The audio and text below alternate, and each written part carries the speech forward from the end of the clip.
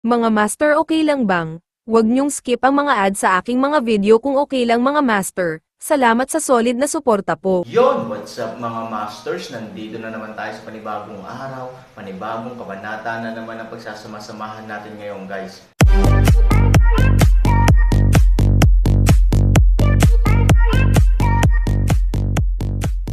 Bali mga masters, kung bago ka pa lang po sa aking YouTube channel, please click the subscribe button, lalong-lalo na po yung notification bell guys, para maging connected pa rin tayo sa isa't isa at maging updated kayo sa mga susunod ko pang video. Bali mga masters, bago natin umpisahan ng kwento ay mag-shoutout po muna tayo para sa mga solid nating tagapakinig. Shoutout kay Roel Consuerga at shoutout kay Fernando Jimeno. Yun na nga mga masters, no? Bali hindi na ito patagalin. In 3, 2, 1, let's go! Tila nakikipag-eye contact ang dalawa, at tila sinusubok nila ang bottom line ng isa't isa. Hanggang sa makalipas ang ilang segundo ay binawi ni Peigo ang kanyang tingin. Hindi niya talaga kayang harapin si Hasan-chen sa line of sight. Nakita niya ang sapat na katatagan sa kanyang mga mata, kaya alam niya na kapag hindi siya umatras, dito na magtatapos ang usapin. Gayunpaman, na may malungkot na hitsura sa kanyang mukha, sinulyapan niya sina Hasan-chen at Ivory, at ibinoka ang kanyang bibig. Actually, ngayon ko lang napag-isipang mabuti. Kung papatayin ko ang alinman sa inyo, kahit hindi kayo maghayganti sa akin, masisira yata ang alyansa natin. Ibalik mo ang ulo mo, gusto mong alisin ko na ang bagay na pinatay mo ang mga anak ko. Masasabi ko lang na hindi ko talaga kayang putulin itong kapirasong karne, kaya ganoon din ang resulta, may mga bitek pa rin ang ating alyansa. Na-offend na ng dalawang pamilya natin ang Mingayo Department. Kahit natalo pa sila sa laban, dapat alam mo rin na nakakakilig ang napanalunan natin. Sa hinaharap, kapag dumami na ang tropa ni Mingayo, kung kailangan mong lumaban ng mag-isa, natatakot akong mahihirapan kaming dalawa na makayanan. As soon as the alliance is broken, there actually no benefit to either of us, even, only harm.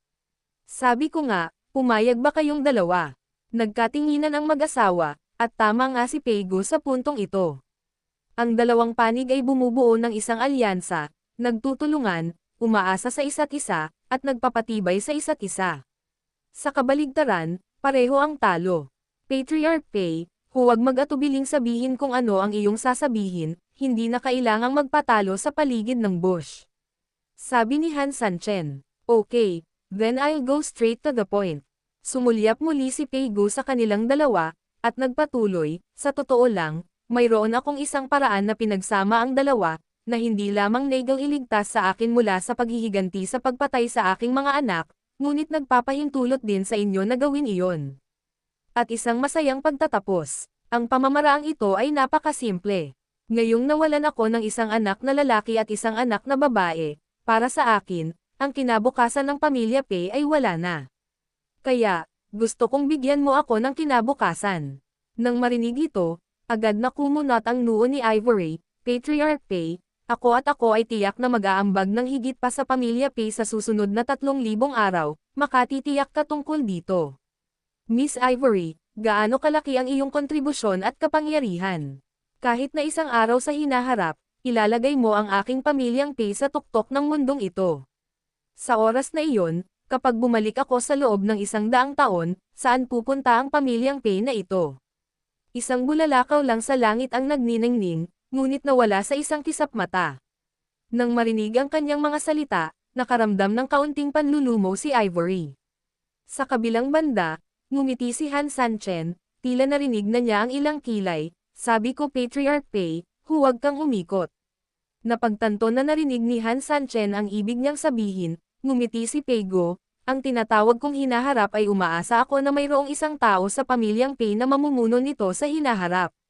Gayunpaman, sa aking mga lalaki, isang Peiho lamang ang may ilang talento, at ang mga mapagkukunan ng pamilya ay karaniwang nakahilig sa kanya sa paglipas ng mga taon. Ngayon, hindi makatutuhan ang nais na muling magtatag ng ibang mga lalaki. So, makakahanap lang ako ng tagapagmana sa mga anak ko. Ang lupain ng mga demonyo ay palaging napakalupit, at palaging mahirap para sa isang anak na babae na panatilihin ang mundo. Sa makatuwid, kailangan ko ng isang tao na tumulong sa aking anak na babae. Sapat na ba iyon? Anong ibig mong sabihin? Tila, naiintindihan ni Ivory, ngunit tila hindi niya naiintindihan. Mapait na ngumiti si Han Sanchen, ang ibig niyang sabihin ay hayaan akong pakasalan ang isa sa kanyang mga anak na babae at maging manugang ng kanyang pamilyang Pei. Ngumiti si Peigo at sinabi, oo, mayroon akong kalahating manugang, at kung 3,000 ang manugang ng aking pamilyang Pei, magkakaroon din ako ng kalahating anak na lalaki. Natural, hindi ko mararanasan ang sakit ng pagkawala ng aking anak. On the other hand, half-daughter ko rin siya. Natural, tuluyang maalis ang pagkamatay ng anak niya. Ibigay ang pamilyang Pei kay Han Sanchen, naniniwala rin ako na hinding-hindi sasakupan ni Han Sanchen ang pugad. Tutulungan niya ang pamilya Pei na maabot ang mas magandang tugatog, at ako, pagkaraan ng 100 taon, dahan-dahan lang. Gayunpaman, ang kondisyong ito ay nakasalalay sa kung sumasang-ayon ka o hindi. Storytelling channel sa YouTube. Halatang natigilan si Ivory. This request, she really didn't know what to say. Ganap na hindi inaasahan. Sa napakalaking insidente at napakalaking puot, sa katunayan, naisip ni Ivory na hindi dapat mababa ang mga kinakailangan ni Peigo. Ito ay dapat maging ang uri na napakahirap gawin. Ngunit sino ang mag-aakala na ang bagay na ito ay mukhang napakasimple at naa-access? Sa katunayan, ang pangangailangang ito ay pambihirang mahirap gawin. Gustong magpakasal ni Han Sanchen sa ibang babae. Not to mention if Ivory willing to agree or not, even if he willing, what about Han Sanchen? Batay sa pagkaunawa ni Ivory kay Han Sanchen, tiyak na imposible ito. Patriarch Pei, ang kahilingang ito, kailangan mong humingi ng 3,000. Sabi ni Ivory. Marahan na ngumiti si Han Sanchen, Patriarch Pei, dapat mong gawin ito ng direkta. Naiintindihan ko ang iyong damdamin at iniisip. Gayunpaman, umaasa din ako na igagalang mo ako sa harap ng iyong mga kakampi. Ako, si Han Sanchen, ay walang kakayahan sa buhay ko. Si Ivory lang ang mahal ko, at imposibleng magpakasal sa ibang babae. Kung kailangan kong pumili sa pagitan ng kamatayan at ito, wala na akong ibang pagdadalawang isip. Halika na. Nang marinig ang mga salita ni Han Sanchen, medyo natigilan si Peigo. Akala niya ay mahigpit na lalabanan ni Han Sanchen, ngunit hindi niya inaasahan na ganito pala ito kabangges. Gayunpaman, lahat ito ay nasa loob ng inaasahan ni Peigo. Ang kanyang layunin ay si Ivory. Dahil matagal na siyang nakikipag-ugnayan kay Ivory, napakalinaw niya tungkol sa kaalaman ni Ivory. Kaya naman, pagkatapos magsimula sa kanyang puso si Peigo Bei, mabilis niyang inayos ang isang magandang dula na kanyang idinirehe, inarte at binubuo. Tumingin si Peigo kay Ivory. Si Ivory ay medyo napahiya din sandali. Sa isang banda, alam niya ang ibig sabihin ni Han Sanchen, at sa kabilang banda, naiintindihan niya ng husto ang mood ni Peigo. Kung tatanggihan si Peigo, tiyak na hindi susuko si Peigo. Hindi niya talaga alam kung ano ang gagawin. Miss Su, gusto mo bang makarinig ng ilang salita mula sa matandang ito? Mahinang sabi ni Peigo. Tumanggo si Ivory, Senior, mangyaring magsalita. Sa tingin ni Pei, matagal na talaga ang alyansa ng dalawa, at hindi may iwasang magkaroon ng gaps. Sang-ayon ba si Miss Ivory dito? Sa buong panahon, hindi banggitin ang isang alyansa, kahit na ito ay isang bansa, dapat itong hatiin ng mahabang panahon, at dapat itong hatiin ng mahabang panahon. Ito ang normal na estado ng mundo. Sa makatuwid, walang problema sa mga salita ni Peigo. Ang katatagan ng alyansa ay pansamantala lamang at hindi masyadong pangmatagalan. Naiintindihan ni MS. Ivory ang katotohanan ito, kaya't napakagaan ng loob ni Pei. Bahagyang tumango si Peigo at nagpatuloy, kaya napakalinaw din ni Miss Su na sa pangkalahatan, ang tanging bagay na gusto mong maging matatag sa pagbuo ng isang alyansa ay isang kasal. Kapag ganito na, mas magiging matatag ang relasyon ng dalawang panig. Para sa iyo at sa akin, ito ay talagang masasabing dobleng panalo. At saka, ang Aaron ay isang lalaki kung tutuusin. Bagamat ang puwersa ng pamilyang Pei ay tila kaalyado sa kanya, sa katotohanan, hindi ba't higit na mga bagay ang kanyang sarili. Natahimik si Ivory, ngunit talagang naiintindihan ni Peigo ang ibig niyang sabihin. Kung ikakasal sila, hindi bababa sa kalahati ng kapangyarihan ng pamilyang Pei ay maaaring kay Han Sanchen sa hinaharap. Ito ay isang malaking pagtaas sa lakas ni Han Sanchen, at ito rin ay isang hindi mauubos na kasaganaan at kayamanan. Ang isang hakbang ay maaaring pumunta sa langit, at ang isang hakbang ay mahuhulog sa impyerno. Miss Su, malinaw na sinabi ko ito, tama. Mahinang sabi ni Peigo. Tumanggo si Ivory, hindi lamang malinaw, ngunit napakatokso rin. Kalahati ng pamilya ni Pei, basta't hindi sila tanga, kahit sino ay makakagawa ng mga multiple choice na tanong. Ngunit ang tanong na ito, halatang kinilig si Ivory. Inaasahan niya na si Han Sanchen ay mananatili sa kanya at tumanda, ngunit ang kapaligiran sa mundo ng Bafang ay ganap na nagbago mula sa nauna. Kung hawak mo pa rin ang ganitong uri ng pag-iisip, mahihirapan ka lang sa mundong ito. Ang mga salitang sinabi sa kanya ni Lura Oxen sa simula ay muling umikot sa isip ni Ivory. Hinawakan niya ang kanyang templo ng masakit ang ulo, at medyo hindi komportable ang kanyang ekspresyon. Si Pei Guhe at iba pang mga elite, nang makita ang hitsura ni Ivory, alam na ang bagay na ito ay tulad ng inaasahan niya.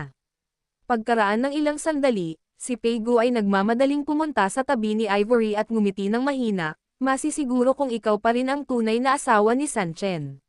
Sino mang anak kong babae na magpapakasal sa panig ni Han Sanchen ay palaging magiging asawa, ano sa palagay mo? Direktang ito ay naglalagay sa posisyon ni Ivory na napakataas, tila hindi sumasang-ayon si Ivory na hindi makatuwiran. Ngunit sa sandaling ito, biglang kumislap ang isang sword light. Puff, nang marinig ng dalawa ang boses at lumingon, isang jade sword ang nasaksak sa dibdib ni Han Sanchen. Aaron. Halos magkasabay na gulat na bulalas ng dalawa, at mahigpit na hinawakan ni Ivory ang kamay ni Han Sanchen. Anong ginagawa mo? Nang makitang dumudugo ang mga sugat ni Han Sanchen, malapit nang tumulo ang mga luha ni Ivory. Sinabi ko na iisa lang ang asawa ni Han Sanchen sa buhay niya, si Ivory, at hindi niya ito pakakasalan. Kung pipilitin mo ako, isa lang ang pagpipilian ko. Kamatayan para Malanawan. Si Han Sanchen ay matatag at hindi pinahintulutan ang sino man na makipagtalo. Nang makitang ganito si Han Sanchen, hindi na kinaya ni Ivory. She nodded again and again, okay, hindi tayo magpapakasal, hindi tayo magpapakasal, hindi tayo magpapakasal, I promise you, okay. Kahit mamatay tayo, magiging ghost couple tayo. Nang makitang binago ni Ivory ang kanyang ugali, hindi napigilan ni Han Sanchen na magpakita ng isang mababaw na ngiti. Ito ay mabuti. Tumugon si Han Sanchen, tumingin kay Peigo, at nagsabi, ang kabaitan ni Patriarch Pei ay tinatanggap ng ating mag-asawa. Dahil ito ay utang ng dugo, bayaran natin ito ng dugo. Nagpasok ako ng espada para sa iyo, maaari kang magpatuloy anumang oras. Nang makitang ang espada ni Han Sanchen ay walang awa na ipinasok sa kanyang sarili, si Peigo ay bahagyang naantig, at ang buong tao ay natigilan sa pwesto ng ilang sandali, hindi alam kung ano ang gagawin. Gustong mag-plug in. Siyempre ayaw niyang mamatay si Han Sanchen. Lubos niyang hinahangaan ang binatang ito, at si Han Sanchen na ngayon ang dakilang benefactor ng kanyang pamilyang Pei na nagligtas sa pamilyang Pei sa matinding kahirapan. Bagamat ang parehong mga bata ay namatay sa kanyang mga kamay, na nagpalungkot kay Peigo, ang isa ay isang aksidente at ang isa ay isang aksidente. At saka, dapat namatay si Peiho. Ang pakikipagsabuatan sa mga dayuhang partido, pagtataksil sa parehong angkan, ayon sa utos ng pamilya Pei, ay dapat na hiniling na patayin. Sa gabi ng malaking contra-opens iba, nakipagkita rin ang magnanakaw kay Zhou Yanshua at sagang ng mga kalaban, kaya gusto lang niyang gamitin ang banta na ito o maglaro ng mga emosyonal na baraha para mapanatili si Han Sanchen. Tulad ng sinabi niya kay Ivory mismo, ang ilang mga alyansa ay nakatakdang maging mga alyansa lamang, at malayo sila sa pagiging kasing lakas ng isang unyon. Ayan na, napailing si Peigo sa pagkabigo, bumangon at naupo muli sa kanyang upuan. Dahil lahat kayo ay ayaw, at handa kayong mamatay, wala akong masabi. Noon pa man ay magkakaibigan na tayo, paano kita mapipilit na mamatay? Umalis na kayo, gusto kong samahan si Xiaoqi. Agad na naglabas si Peigo ng utos ng pagpapatalsek. Hinayla ni Ivory si Han Sanchen at sinenyasan siyang magsalita ng ilang salita. Halatang halata na si Peigo ay nasa sobrang sama ng loob, at ito, sa ilang lawak, ay may kinalaman sa kanilang dalawa, kaya paano siya makakaalis ng ganito? Actually, I know your concerns. Sabi ni Han Sanchen, ang aking anak ay pinalaki ng matanda, ngunit ang puting buhok ay nagbigay sa itim na buhok. Ang hirap tanggapin bilang isang tao. Kahit ang pinakamatalino kong maliit na babae ay nasa isang sitwasyon ngayon. I'm sorry, ngunit hindi talaga kita matutulungan sa isyo ng tagapagmana. Well, gagawa ako ng kondisyon, ano sa tingin mo? Hindi sumagot si Peigo, ngunit biglang huminto ang kanyang mga yabag. Patunay ito na interesado pa rin siya. Nakakahiya na kilalanin kita bilang ama. Nakakahiya, ikaw at ako ay parang mga bisita, mas parang magkapatid, di ba? Sabi ni Han Sanchen. Nang marinig ito, pagkatapos mag-isip ng mabuti, biglang napagtanto ni Peigo ang kahulugan ng mga salitang, 3,000, ano ang ibig mong sabihin? Kung hindi mo nagustuhan, handa akong maging magkapatid kay Patriarch Pei, ano sa palagay mo? Nang marinig ito, maliwanag na nagliwanag ang mga mata ni Peigo. Kung imposibleng sumali sa mga kamag-anak, kung gayon ang sinumpa ang kapatiran ay talagang ang pinakaligtas na paraan. I have a fierce guy like Han Sanchen as my younger brother. Damn, it's not only a face, but more importantly, it is full of deterrence, ano? Kahit anong isipin mo, hindi masakit. Bakit, hindi ka pa ba kontento? I can add another condition. Bagamat hindi lumingon si Peigo, sa totoo lang tuwang-tuwa siya kaya hindi na siya makalingon. Anong kalokohan ang nangyayari? Hindi na lang niya namalaya na bigla na lang sumakay si Han Sanchen sa sarili niya, pero sa lugar ni Han Sanchen, baka na-misinterpret niya na hindi siya kontento sa offer niya. Hehe, hindi na kailangang magpanggap, idinagdag din ni Han Sanchen si Maria. Sa pag-iisip nito, pinigilan ni Peigo ang kanyang excitement at nagpanggap na hindi ako nasiyahan, pero natuwa siya sa isinalin. Yun na nga mga masters, no? Bali panibagong kabanata na naman yung natapos natin ngayong gabi. Muli, maraming salamat po talaga sa walang sawang suporta po sa aking YouTube channel na talagang inaabangan nyo po ang bawat upload ko po. Bali mga masters, magkita-kita ulit po tayo bukas ng gabi at ngayon po ay magpapaalam po muna tayo. Bali mga masters, bye-bye!